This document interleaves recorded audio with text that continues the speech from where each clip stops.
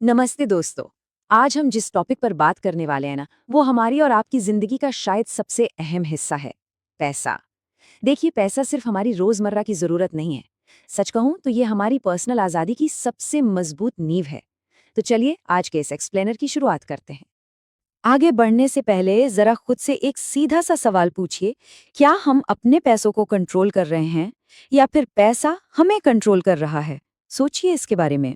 आज के इस फास्ट पेस दुनिया में जहां सब कुछ बस एक क्लिक दूर है, ये समझना बहुत जरूरी हो गया है कि हमारी फाइनेंशियल लाइफ का असली बॉस आखिर है कौन।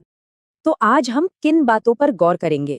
सबसे पहले हम पैसों के जाल को समझेंगे, फिर बात करेंगे हमारे पहले कदम यानी बजट की।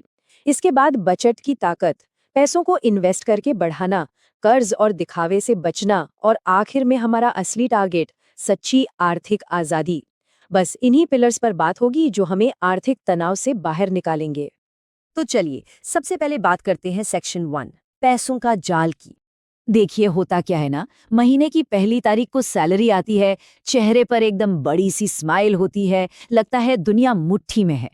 लेकिन जैसे ही 15 तारीख आती है, ईएमआई, शॉपिंग और लंबे चौड़े बिल्स हमारी सारी खुशी सूखने लगते हैं। और महीने का आखिरी दिन आते आते वॉलेट एकदम खाली और दिमाग में ढेर सारा स्ट्रेस। ये एक ऐसा ट्रैप है जिसमें हम में से ज्यादातर लोग फंसे हुए हैं। अब इस पेचेक टू पेचेक वाले चक्र से निकलें कैसे?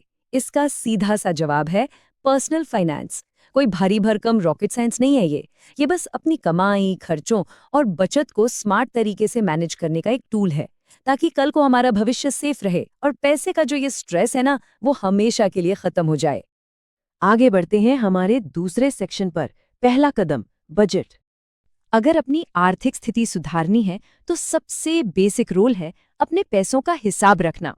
एक्सपर्ट्स कहते हैं कि 50-30-20 का रूल अपनाइए। मतलब आमदनी का 50% हिस्सा हमारी जरूरतों के लिए है, जैसे घर का किराया या राशन।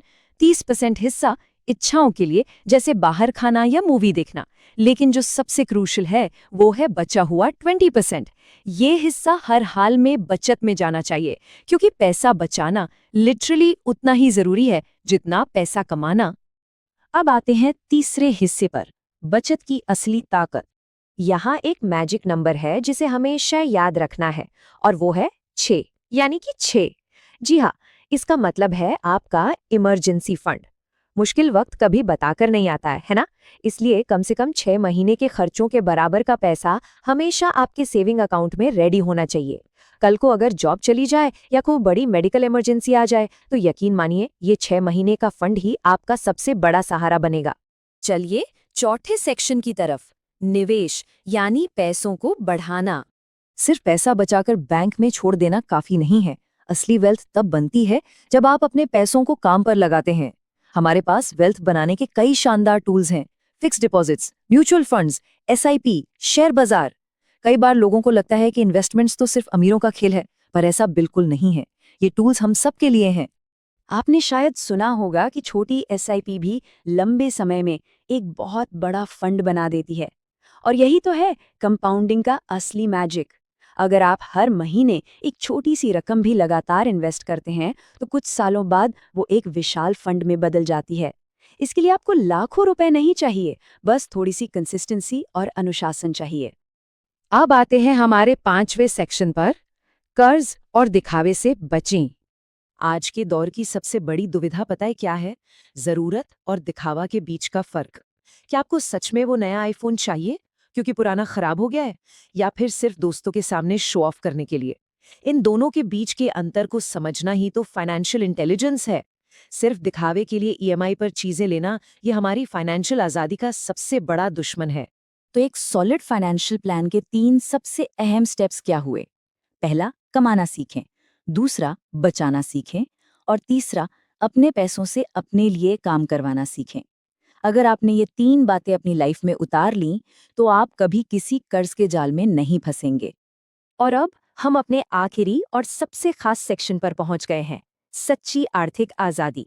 एक बहुत ही कमाल की बात कही गई है, अमीर वो नहीं जिसके पास सबसे ज्यादा पैसा है, बल्कि वो है जो अपने पैसों को समझदारी से संभालना जानता है। ये बात एकदम 100% सच है। अगर खर्चे बेकाबू हों तो लाखों कमाने वाला भी गरीब हो सकता है। और वहीं एक एवरेज इनकम कमाने वाला इंसान भी अगर समझदार है तो वो बहुत अमीर बन सकता है। बात सिर्फ फाइनेंशियल समझ की है। तो आज की इस एक्सप्लेनर से हमारा मेन टेकअवे क्या होना चाहिए? बस एक सिंपल सा मंत्र, स्मार्ट तरीके से बचाइए, समझदारी से इन्वेस्ट कीजिए और एकदम बिंदास होकर जिए।